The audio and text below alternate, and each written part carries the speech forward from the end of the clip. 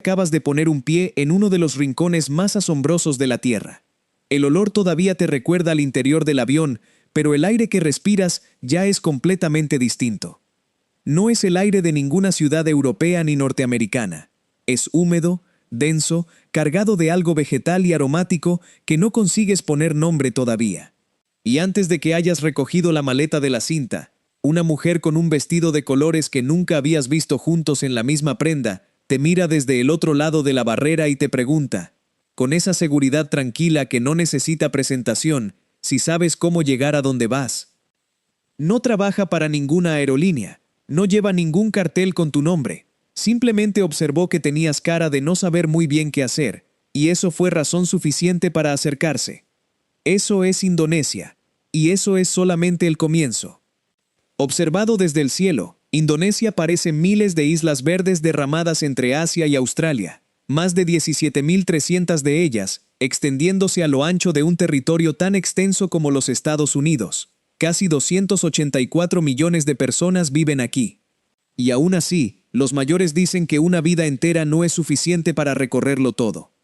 Más de 130 volcanes moldean esta tierra, más que en cualquier otro punto del planeta. Cruzar de una isla a la siguiente puede transformar el mundo por completo. De comunidades que habitan sobre el océano a pueblos construidos en lo alto de los árboles. De sabores que en su momento trajeron barcos desde el otro extremo del mundo, a mujeres que se sumergen hasta 70 metros de profundidad sin más equipo que unas gafas talladas en madera. La mayoría de los visitantes llegan buscando una playa o un templo, pero lo que descubren, si se quedan el tiempo necesario, es algo que ningún folleto turístico logra describir con justicia. Suscríbete ahora si te atraen los contenidos que te llevan donde la mayoría no va. Aquí cada semana revelamos culturas, mujeres y formas de vida que el mundo moderno rara vez pone en primer plano. Y antes de continuar, cuéntame en los comentarios, ¿has visitado Indonesia alguna vez? ¿Tienes algún vínculo con alguien que viva allí o que haya tenido una experiencia parecida a la de hoy? Escríbelo abajo, me interesa leerlo. Capítulo 1. Una tierra de contrastes que te transforma antes de que lo notes. Recorre Indonesia y algo se vuelve evidente muy pronto. Este no es un país de una sola fachada. Cientos de comunidades distintas y más de 700 lenguas vivas comparten la misma cadena de islas. Cada una suma su propio matiz a la vida cotidiana. Cada una tiene sus propias normas sobre cómo se saluda, cómo se come, cómo se despide y cómo se conmemora. En el agua, te cruzas con las comunidades Bajau. Las denominan los nómadas del mar del archipiélago. Y cuando contemplas a una mujer Bajau moverse en el océano, cuando la ves desvanecerse bajo la superficie con la misma naturalidad con la que tú abres una puerta, comprendes que existen maneras de habitar el mundo que no están en ningún manual. En lo profundo de los bosques de Papúa, los Korowai levantan sus viviendas en lo alto de los árboles, entre 6 y 12 metros sobre el suelo. Viven entre el dosel vegetal con una serenidad que habla de generaciones de arraigo en ese espacio preciso. En Sumatra Occidental, los Minangkabau sostienen una de las tradiciones matrilineales más extensas del planeta. La tierra familiar y los hogares se transmiten a través de la madre, no como anomalía, como norma, como la única manera en que las cosas han funcionado desde siempre. El templo budista más grande del mundo está en Java, a poca distancia de elegantes templos hindúes, dentro de un país donde el 90% de la población profesa el Islam. Eso no es una contradicción, es Indonesia. Y por todas las islas, las mujeres transitan por los mercados, los hogares y la vida pública, con una calidez y una seguridad que no precisa de anuncio. No están esperando que nadie las reconozca. Ya están haciendo lo que tienen que hacer. Ninguna de estas diferencias anula a las demás. Se combinan para generar algo que se siente vivo en cada dirección. Y si tuvieras que elegir solo una de estas realidades para experimentar primero, ¿cuál sería? ¿Una jornada con las Bajau sobre el agua? ¿Una visita a las casas en los árboles de los Korowai? ¿O una tarde dentro de una familia Minangkabau, donde la abuela toma las decisiones importantes? Cuéntamelo en los comentarios. Capítulo 2. Las mujeres del mar que la ciencia tardó en comprender.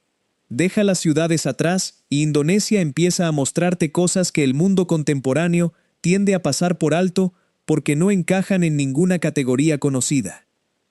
Sobre el agua habitan los Bajau, y cuando digo sobre el agua, No me refiero a barcos, me refiero a casas, construcciones de madera sobre pilotes clavados directamente en el lecho marino, sin tierra firme debajo. En aldeas como Cabalután, los niños aprenden a nadar antes que a caminar. El mar no es el límite de su mundo, es el pavimento. Los pequeños bajau crecen en el agua, pero son las mujeres las depositarias del conocimiento. Imagina que llegas a una de estas aldeas en lancha. El agua debajo de ti es tan transparente que distingues el coral a varios metros de profundidad, y en el borde de una de las pasarelas de madera que unen las casas, hay una mujer remendando una red de pesca con una velocidad y una destreza que provienen de décadas de práctica.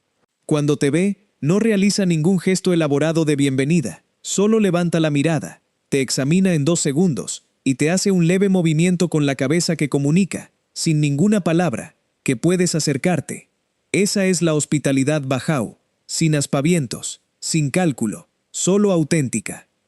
Un buceador adulto bajau puede descender más de 70 metros con una sola respiración, utilizando únicamente unas gafas de madera tallada a mano. Las investigaciones científicas han confirmado que sus vasos son, como promedio, un 50% más grandes que los de las comunidades vecinas. Eso les otorga una ventaja biológica real para la vida entre la superficie y las profundidades. No es entrenamiento intensivo, es evolución. Generaciones de existencia submarina reescribiendo literalmente una parte de su fisiología. Y cerca de allí, en la isla de Cacabán, existe un lago tranquilo que alberga miles de medusas que hace tanto tiempo perdieron la capacidad de provocar dolor que sus tentáculos ya no segregan veneno. Nadar entre ellas se siente como desplazarse dentro de un sueño. Sin temor, sin resistencia, solo el agua y esas criaturas translúcidas moviéndose a tu alrededor, como si llevaras toda la vida perteneciendo a ese lugar. Lejos, al oriente, en los bosques de Papúa, los Korowai han escogido la dirección contraria. Hacia arriba, en lugar de hacia las profundidades. Sus casas se levantan entre las ramas, entre 6 y 12 metros sobre el suelo. La altura proporciona aire más fresco, menos insectos, mejor perspectiva y una sensación de protección que ha definido su modo de vida por generaciones. Situado entre estos 2 mundos, uno anclado en el fondo del mar y el otro suspendido entre las copas de los árboles, comprendes que Indonesia no es un país, es un universo propio. Capítulo 3. Bali es solo la entrada. Lo demás del país es lo que te transforma. La mayoría de los viajeros desembarcan en Indonesia con la imagen de Bali ya grabada en la mente, y Bali merece esa reputación. Las terrazas de arroz de color esmeralda que descienden por las laderas, los templos encaramados en los acantilados, las playas que cambian de carácter de un extremo al otro, Uluwatu resistiendo olas fuertes al atardecer, Jimbaran con mesas en la arena y olor a marisco recién asado, Seminyak con su luz dorada de tarde. Pero Bali es solo una isla entre miles. Y lo que aguarda más allá es lo que la mayoría de los visitantes nunca llega a descubrir. A un corto viaje en lancha desde Bali se encuentran las islas Gili. Agua diáfana, coral bajo la superficie y una calma que sorprende porque no hay motos, solo bicicletas y carros tirados por caballos. Más al este, la playa rosa cerca de Komodo luce un tono que parece imposible hasta que lo tienes frente a ti. Raja Ampat registra la biodiversidad marina más elevada del planeta. Belitung tiene enormes rocas de granito sobre arena blanca que parecen aterrizadas desde otro mundo. Sumba ofrece playas vírgenes donde puedes caminar kilómetros sin encontrar a nadie. Pero lo que más pervive en los viajeros que han estado de verdad no es el paisaje. Son las personas. La sonrisa que te regala una desconocida en un mercado sin ningún motivo aparente. La invitación a compartir una comida que aparece antes de que hayas tenido tiempo de sentir hambre. El espíritu del gotong royong, esa convicción indonesia de que estar cuando alguien lo necesita, no es un acto extraordinario, sino simplemente lo que corresponde hacer. Si pudieras despertar mañana en cualquiera de estas orillas, ¿cuál escogerías? Cuéntamelo en los comentarios. Capítulo 4. Toraja, el pueblo donde los difuntos siguen formando parte de la familia. En lo alto de las montañas de Sulawesi, el pueblo Toraja de Tanah Toraja preserva una de las tradiciones de duelo más complejas y más hermosas que existen sobre la tierra. Para los Toraja, la muerte no representa un cierre, Es el inicio de un recorrido largo de retorno hacia los antepasados. Debido a esta convicción, una persona que ha fallecido puede permanecer en el interior del hogar familiar durante meses, a veces durante años. En ese periodo, los familiares pueden cambiarle la vestimenta, dirigirle la palabra y ofrecerle alimento de manera simbólica. El difunto sigue siendo integrante de la familia hasta que la familia esté preparada para despedirlo de verdad. La ceremonia principal se denomina Rambu Solo. Puede extenderse durante varios días.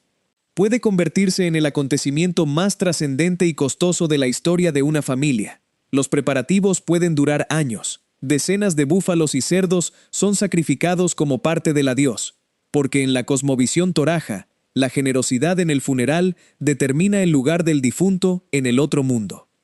Concluida la ceremonia, los féretros pueden depositarse en cuevas o en tumbas excavadas directamente en paredes de roca vertical. Frente a algunas de esas tumbas se yerguen los tautau, figuras de madera tallada que representan al fallecido, con los ojos abiertos, mirando hacia el valle, como guardianes silenciosos que continúan velando por los vivos desde la piedra. Las mujeres torajas son las custodias de buena parte de esta tradición. Son ellas las que preparan los alimentos para los cientos de asistentes que llegan a los funerales.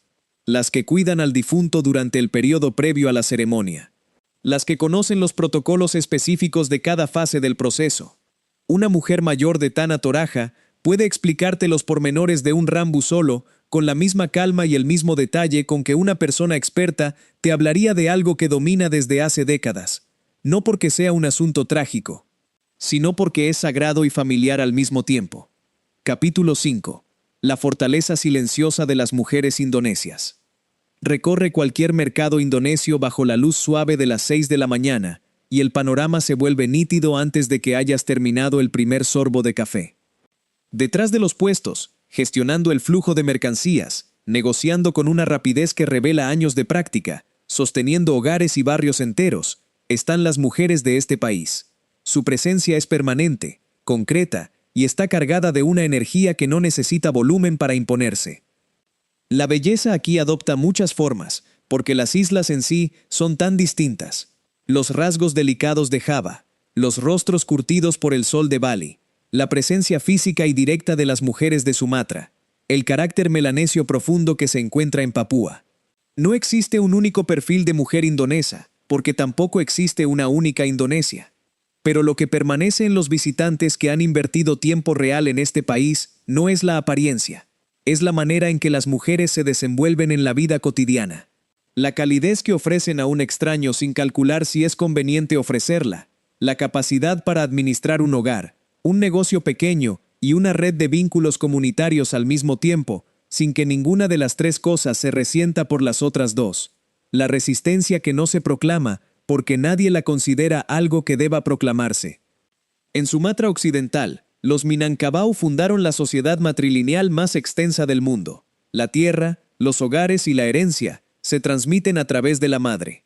El varón más influyente del clan sigue siendo el sobrino de la mujer que posee la vivienda, no su hijo. Eso lleva siglos funcionando y no da señales de cambiar. Por todo el archipiélago, las bodas se transforman en celebraciones comunitarias llenas de colorido, centenares de invitados, ropa tradicional específica de cada región, músicas que varían de isla en isla, y las mujeres de más experiencia coordinando todo con una autoridad que no requiere que nadie les haya conferido el cargo. En la vida pública contemporánea, las mujeres indonesias también abren nuevas rutas. Hay alcaldesas, ministras, empresarias, médicas, ingenieras. Pero lo que encuentras en la calle, en el mercado, en el puesto de comida de la esquina, tiene una presencia que los títulos no explican. Es algo más antiguo y más consistente que cualquier institución.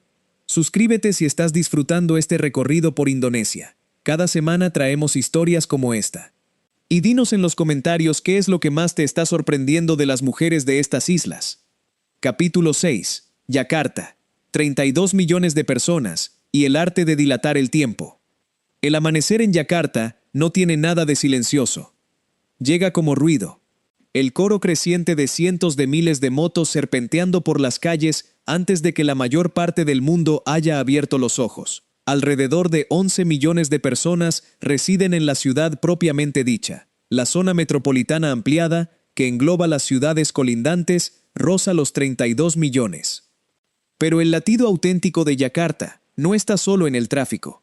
Reside en los mercados matutinos donde los productos, el pescado y las conversaciones pasan de mano en mano antes de que la mayoría concluya el primer café. En los puestos callejeros donde la gente se congrega a comer y departir durante horas. En los intercambios que comienzan hablando del precio de la cebolla y terminan revelando la historia de toda una familia. A esto lo llaman nongkrong, el sencillo arte de estar juntos sin ningún propósito específico. Sin programa, sin reloj que presione. Por debajo corre otra idea indonesa que cuesta asimilar si vienes de una cultura donde el tiempo equivale a dinero. El jam karet, el tiempo elástico. Los relojes pueden alargarse cuando la conversación vale la pena o cuando se comparte una comida. Lo que desde fuera parece impuntualidad, desde dentro se siente como priorizar lo que realmente importa en ese instante. Imagina que estás sentado en uno de esos puestos callejeros a las 7 de la mañana, sosteniendo un vaso de té dulce de plástico, y la mujer que lo prepara comienza a preguntarte de dónde vienes. No como protocolo, con interés genuino. Y antes de que te percates llevas 40 minutos en esa conversación, el té se ha enfriado y no importa, porque ha ocurrido algo que ninguna agenda habría podido planificar. Eso es Yakarta, y eso es Indonesia entera en versión de millones de personas simultáneas. Una nueva capital denominada Nusantara está emergiendo en la isla de Borneo y se prevé que asuma mayor protagonismo político en torno a 2028. Por ahora, Yakarta continúa siendo el núcleo bullicioso de la nación. Capítulo 7. Las noches que se resisten a terminar. Cuando el sol desaparece, Indonesia no frena. Simplemente cambia de registro. El aire refresca, las luces se activan y un segundo día, de textura más suave, arranca en todas las islas. En Yakarta, los barrios de Kemang y Senopati despiertan con bares en azoteas, música en vivo y jóvenes que sostienen conversaciones hasta las 2 de la madrugada, como si el día siguiente fuera un detalle menor. En Bali, Seminyak y Canggu resplandecen con clubs de playa al aire libre. Brisa marina, gastronomía, música y ese ambiente donde una mujer que acabas de conocer puede invitarte a su mesa sin que eso signifique nada más que hay espacio y eres bienvenido. Ubud, en cambio, propone otro tipo de noche, más reposada, más verde. Las calles se llenan de luciérnagas. Los restaurantes tienen techos abiertos por los que se cuela el murmullo del río, y las mujeres que sirven los platos te preguntan si tienes alguna restricción alimentaria con la misma naturalidad con la que preguntarían si es tu primera visita. Más al interior, Yogyakarta y Bandung mantienen un tono distendido. Cafés nocturnos, donde la música es acústica y el café es intenso, comida callejera, conversaciones que se prolongan porque nadie tiene apuro por llegar a ningún sitio. Y junto a toda esa energía contemporánea, el ritmo más antiguo persiste. Los mercados nocturnos siguen concurridos, los warung de barrio mantienen sus luces encendidas, y la gente se sienta en taburetes de plástico para horas de nongkrong, ese goce simple de estar juntos sin presión que ningún algoritmo ha logrado replicar todavía. Las noches en Indonesia tienen la virtud de hacer que el tiempo se sienta generoso. La jornada no tiene por qué cerrarse solo porque el cielo se haya oscurecido. Capítulo 8. El Pasola. El día en que una isla entera aguanta la respiración. En los llanos abiertos de la isla de Sumba, hay un instante cada año en que el tiempo parece detenerse justo antes de estallar en movimiento. Es el Pasola. Jinetes sobre robustos caballos locales se congregan en una ceremonia que forma parte del ritmo de Sumba desde tiempos inmemoriales. Los caballos cruzan la hierba a gran velocidad. Los jinetes exhiben un equilibrio y una sincronización que solo se alcanza cuando animal y persona llevan años comunicándose sin palabras. El Pasola no es un espectáculo montado para visitantes. Es una ceremonia real, vinculada al ciclo agrícola y a creencias antiguas sobre la fertilidad de la tierra. Es el momento en que la comunidad se congrega para señalar el cambio de estación, celebrar la destreza y honrar el vínculo entre las personas, los caballos y la tierra que los sustenta. Las mujeres de Sumba no se limitan a presenciar el Pasola, lo preparan. Días antes del evento, son ellas las que organizan la comida comunitaria, los ritos previos, los elementos ceremoniales que deben estar dispuestos antes de que los jinetes salgan al campo. Y cuando el pasola concluye, son ellas las que mantienen vivas las conversaciones sobre lo ocurrido, quién demostró mayor habilidad y qué augura para la cosecha venidera. El ambiente durante el pasola es de esos que no se borran fácilmente de la memoria. El colorido, el sonido, la certeza de que estás presenciando algo que tiene siglos de historia y que al mismo tiempo late con plena vitalidad. Es uno de esos instantes excepcionales en que el pasado y el presente galopan juntos por el mismo terreno. Capítulo 9. Los sabores que cruzaron océanos antes de que existieran los aviones. Uno de los placeres más genuinos de desplazarse por Indonesia es descubrir que algunas de las comidas más memorables de tu vida pueden suceder sentado en un taburete de plástico bajo un toldo de lona. A medida que la luz de la tarde se suaviza, aparecen los carritos del Kaki Lima. El humo asciende, las especias despiertan en el aire, y la calle se convierte en una cocina a cielo abierto. Familias y amigos se reúnen hombro con hombro, compartiendo platos sin apresurarse. Y las mujeres que cocinan detrás de esas parrillas y esos woks llevan décadas perfeccionando recetas que recibieron de sus madres, que las recibieron de las suyas. Aquí descubres el rendang, un guiso de cocción prolongada, originario de Sumatra Occidental, que en su momento ocupó el primer lugar en una encuesta global sobre los alimentos más queridos del mundo. La carne se cuece durante horas con leche de coco y una combinación de especias que cada familia custodia como un tesoro. El resultado tiene una profundidad de sabor que no se asemeja a nada probado antes. Justo detrás en esa encuesta aparecía el nasi goreng, el arroz frito que tiene un sabor diferente en cada región porque cada zona utiliza los ingredientes locales disponibles y porque cada cocinera tiene su propio criterio sobre la cantidad exacta de ajo y salsa de soja. Luego está el satay con salsa de maní caliente, el bakso, que es una sopa de albóndigas, con en Indonesia el mismo peso emocional que la pasta en Italia. El gado gado, una ensalada con aderezo de maní que parece sencilla hasta que la pruebas. Y el sambal, la pasta de chile que aparece en prácticamente todas las mesas del país en alguna de sus decenas de variantes locales. Siglos atrás, las islas orientales de Maluku eran el único lugar de la tierra donde crecían la nuez moscada y el clavo. Esas especias diminutas movilizaron flotas desde el otro extremo del mundo. Hoy habitan en la cocina cotidiana, elevando ingredientes simples a algo que permanece en la memoria. Comer en Indonesia no se siente como ir a un restaurante. Se siente como sumarse a un diálogo entre la tierra, la historia y el apetito que lleva siglos en curso. Capítulo 10. Piedra, fuego y el volcán que resplandece de azul en la oscuridad. Hay lugares en Indonesia donde la tierra parece continuar narrando historias que comenzaron antes de que existiera ningún ser humano para escucharlas. En el corazón de Java, las grandes terrazas de piedra de Borobudur se alzan en capas silenciosas, el templo budista más grande del planeta. Cada nivel recubierto de relieves tallados que capturan la luz de la mañana de manera distinta según la hora del día. No muy lejos, las agujas elevadas de Prambanan ascienden con una elegancia diferente, hindú en su arquitectura e imponente en su escala. En Bali, los templos se yerguen sobre acantilados y afloramientos rocosos que el océano rodea en marea alta. Las terrazas de arroz ancestrales de Jatiluwi, reconocidas como Patrimonio de la Humanidad por la UNESCO, transforman laderas enteras en dibujos vivos de color verde que mutan con la luz del día. Pero el espectáculo más inesperado de todo el país aguarda más arriba. En el cráter del volcán Ijen, en el oriente de Java, sucede por la noche algo que parece extraído de una película de ciencia ficción. Los gases que escapan de las grietas del cráter arden en un azul eléctrico intenso.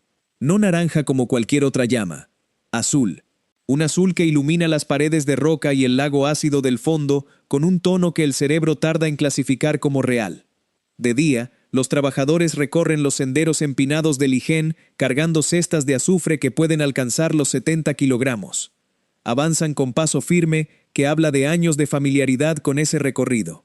Conocen cada curva del camino, cada tramo donde el suelo es traicionero, cada momento en que conviene detenerse a recuperar el aliento antes de seguir. Las fuerzas que operan bajo estas islas han sido siempre descomunales. El lago Toba, en Sumatra, es el lago volcánico de mayor extensión del planeta. Se originó hace 74.000 años por una erupción tan colosal que alteró el clima de la Tierra durante años. Los dragones de Komodo, lagartos que pueden superar los 3 metros, se desplazan por las colinas secas de su isla, con una presencia que activa algún recuerdo ancestral en el sistema nervioso. La raflesia, la flor de mayor tamaño del mundo, abre en el suelo del bosque de Sumatra, con un diámetro que puede rebasar el metro. No tiene tallo, no tiene hojas, no tiene raíces propias. Es un parásito que vive dentro de otra planta, y solo emerge cuando florece. Piedra, fuego, agua y vida se han moldeado mutuamente aquí durante millones de años. El resultado es un paisaje con la capacidad permanente de sorprenderte cada vez que crees que ya lo has visto todo. Capítulo 11. Indonesia hoy, el país más joven que no aparece en tus titulares. Recorre estas islas el tiempo suficiente, y una energía diferente empieza a hacerse perceptible. Indonesia no es únicamente una tierra de templos milenarios y arrozales en calma. Es uno de los países más jóvenes y dinámicos de toda la región. La edad mediana ronda los 30 años y casi la mitad de la población no supera esa cifra. Eso modifica la sensación de las calles, los cafés, las conversaciones. Cambia la velocidad a la que circulan las ideas y la audacia con que se plantean. Indonesia ya posee la economía más grande del sudeste asiático, pero su fortaleza real no son únicamente sus recursos naturales. Es una generación enorme de jóvenes conectados, curiosos y que moldean permanentemente la siguiente versión de la vida cotidiana. Los indonesios se cuentan entre los usuarios de redes sociales más activos del planeta. Las aplicaciones locales permiten solicitar una moto, transferir dinero o encargar comida en cuestión de segundos. El warung familiar de la esquina, donde una mujer mayor lleva 30 años despachando nasi goreng antes del amanecer, y la empresa tecnológica en una torre de cristal donde su nieta trabaja como desarrolladora de software, forman parte de la misma narrativa. No son dos Indonesias separadas. Son la misma Indonesia en dos momentos distintos de su propio tiempo.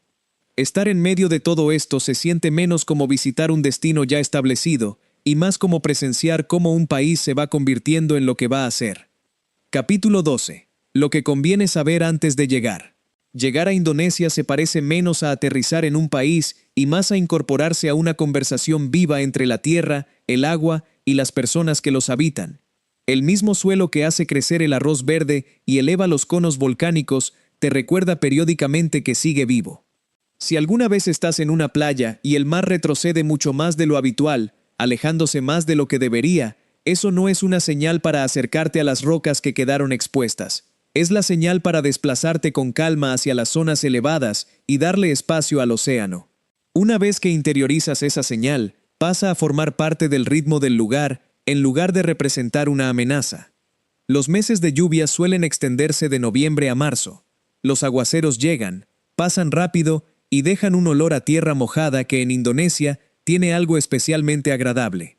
Entre islas, los transbordadores son la forma habitual de desplazarse y te regalan tiempo para observar cómo varía el color del agua, según el fondo que hay debajo. En tierra, las motos dominan los caminos más angostos. Un casco es importante. Fuera de las ciudades principales, llevar dinero en efectivo sigue siendo conveniente, porque no todos los puestos disponen de sistema de pago digital. En los templos, quitarse el calzado cuando se indica y cubrirse los hombros no es una burocracia turística. Es sencillamente la manera de expresar gratitud por haber sido recibido en ese espacio. Y luego está el jam karet, el tiempo elástico. Acéptalo a medias y la jornada deja de sentirse como una lista de pendientes. Resístelo por completo e Indonesia va a generarte frustración. La gente aquí no carece de puntualidad. Es que tiene una jerarquía de prioridades diferente, y la buena conversación ocupa un lugar más alto en esa jerarquía que el horario acordado. Capítulo 13. Lo que persiste cuando la postal ya no existe. Llegaste aquí cargando una imagen simple en la cabeza: arena blanca. Un templo de piedra contra el cielo, un nombre escuchado de pasada que sonaba bien en el mapa, pero lo que te llevas es de otra naturaleza. Has recorrido mercados antes del amanecer con el aroma a especias mezclado con el humo de las primeras parrillas encendidas del día. Has sentido las tardes de Yakarta asentarse en torno a los puestos callejeros llenos de gente y de ruido. Has visto embarcaciones deslizarse sobre agua tan transparente que el coral bajo la superficie parece estar al alcance de la mano. Y has comprendido que hay mujeres que llevan toda la vida construyendo mundos con lo que el mundo moderno consideraría insuficiente, y que lo que construyen es, con frecuencia, más sólido que cualquier otra cosa que hayas visto. A través de miles de islas, las personas viven de maneras radicalmente distintas, y aún así pertenecen al mismo hogar más amplio. El verdadero recuerdo de Indonesia no es ninguna fotografía, es lo que permanece después de que las imágenes se difuminan. La mujer que te orientó en el aeropuerto sin que nadie se lo pidiera. La cocinera del Kaki Lima que te puso más rendang porque observó que repetías. La pescadora Bajau que te evaluó en 2 segundos y resolvió que podías quedarte. Estos son los instantes que convierten un destino en algo que no sabes explicar bien cuando regresas, pero que sigues sintiendo semanas después.